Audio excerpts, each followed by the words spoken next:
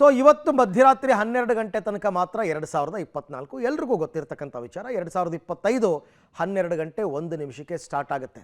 ಹಾಗಾಗಿ 2025 ಹೊಸ ವರ್ಷವನ್ನು ವೆಲ್ಕಮ್ ಮಾಡೋದಕ್ಕೆ ಇಡೀ ವಿಶ್ವವೇ ಕಾತುರದಿಂದ ಕಾಯ್ತಾ ಇದೆ. ರಾಜ್ಯದಲ್ಲೂ ಕೂಡ ಖುಷಿಯಾಗಿ ಎಂಜಾಯ್ ಮಾಡ್ತಾ ಹೊಸ ವರ್ಷವನ್ನು ಬರಮಾಡ್ಕೊಳ್ಳೋದಕ್ಕೆ ಯುವ ಸಮೂಹ ತುದಿಗಾಲಲ್ಲಿ ನಿಂತಿದೆ. ಆದರೆ ನ್ಯೂ ಇಯರ್ ಸೆಲೆಬ್ರೇಷನ್ ನೆಪದಲ್ಲಿ ಮೈಮರೆಯೋದು, ಕುಡಿದು ವಾಹನ ಚಲಾಯಿಸೋದು, ಹದ್ದು ಮೀರಿ ವರ್ತನೆ ಮಾಡೋದು ಇದೆಲ್ಲ ಮಾಡೋ ಹಾಗಿಲ್ಲ. ನ್ಯೂ ಇಯರ್ ಸೆಲೆಬ್ರೇಷನ್ಗಳ ಮೇಲೆ ಪೊಲೀಸರು ಹದ್ದಿನ ಕಣ್ಣಿಟ್ಟಿದ್ದಾರೆ. ಬೇರೆ ಬೇರೆ ಜಿಲ್ಲೆಗಳಲ್ಲಿ ಪೊಲೀಸರ ಕಂಡೀಷನ್ಸ್ ಏನೇನು, ನಿರ್ಬಂಧಗಳೇನೇನು, ಸೆಕ್ಯೂರಿಟಿ ಹೇಗೆಲ್ಲ ಮಾಡ್ಕೊಂಡಿದ್ದಾರೆ, ಅದಕ್ಕೆ ಸಂಬಂಧಪಟ್ಟಂತೆ ಕೂಡ ನಿಮಗೆ ನಾವು ಮಾಹಿತಿಯನ್ನು ಕೊಡ್ತಾ ಹೋಗ್ತೀವಿ. ಕೇವಲ ಬೆಂಗಳೂರು ಮಾತ್ರ ಅಲ್ವಲ್ಲ, ಎಲ್ಲ ಜಿಲ್ಲೆಗಳಲ್ಲೂ ಕೂಡ ಜನ ನ್ಯೂ ಇಯರ್ ಸೆಲೆಬ್ರೇಷನ್ ಮಾಡೋದಕ್ಕೆ ರೆಡಿಯಾಗಿದ್ದಾರೆ.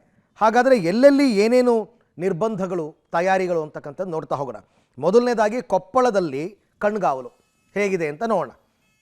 ಕೊಪ್ಪಳದಲ್ಲಿ ಐತಿಹಾಸಿಕ ಸ್ಥಳಗಳಲ್ಲಿ ರೆಸಾರ್ಟ್ಗಳು ಬುಕ್ಕು.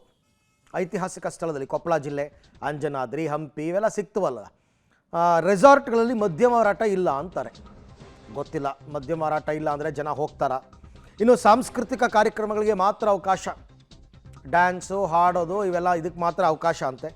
ಇರೋ ಅವಕಾಶದಲ್ಲೇ ವಿದೇಶಿಗರಿಗೆ ಮನರಂಜನೆ ಕೊಡ್ತಕ್ಕಂಥದ್ದು ಎಷ್ಟಿದೆ ಅಷ್ಟರಲ್ಲೇ.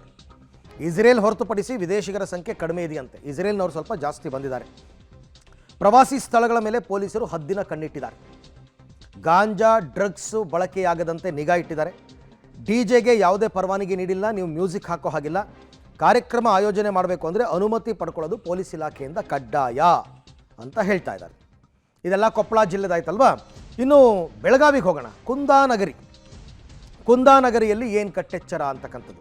ಖಾನಾಪುರ ಅರಣ್ಯ ಪ್ರದೇಶದಲ್ಲಿ ತೀವ್ರ ಕಟ್ಟೆಚ್ಚರ. ಅಲ್ಲಿ ಫಾರೆಸ್ಟ್ ಇದೆ ಖಾನಾಪುರದಲ್ಲಿ, ಅಲ್ಲಿ ತೀವ್ರ ಕಟ್ಟೆಚ್ಚರ ವಹಿಸಿದ್ದಾರೆ. ಜಿಲ್ಲೆಯಾದ್ಯಂತ 45ಕ್ಕೂ ಅಧಿಕ ಚೆಕ್ ಪೋಸ್ಟ್ಗಳನ್ನು ನಿರ್ಮಾಣ ಮಾಡಿದ್ದಾರೆ. ಚೆಕ್ ಮಾಡೋದಕ್ಕೋಸ್ಕರ ಬ್ಯಾರಿಕೇಡ್ ಹಾಕಿ ಸಿಬ್ಬಂದಿಯನ್ನು ನಿಯೋಜನೆ ಮಾಡಿದ್ದಾರೆ. ಜಿಗ್ಜ್ಯಾಗ್ ಬ್ಯಾರಿಕೇಡ್ ಹಾಕ್ತಾರೆ. ತ್ರಿಬಲ್ ರೈಡಿಂಗ್ ಇಲ್ಲ, ಡ್ರಂಕ್ ಆ್ಯಂಡ್ ಡ್ರೈವ್ಗೆ ಕ್ರಮ. ತ್ರಿಬಲ್ ರೈಡಿಂಗ್ ಮಾಡಿದ್ರೆ ಡ್ರಂಕ್ ಆ್ಯಂಡ್ ಡ್ರೈವ್ ಎಲ್ಲದಕ್ಕೂ ಕ್ರಮ ತಗೋತಾರೆ ಕಾನೂನಾತ್ಮಕವಾಗಿ. ರೆಸಾರ್ಟ್ಗಳಲ್ಲಿ ಪಾರ್ಕಿಂಗ್ ವ್ಯವಸ್ಥೆ, ಅಲ್ಲಿ CCTV ಕಡ್ಡಾಯ ಅಂತ ಹೇಳಿದ್ದಾರೆ.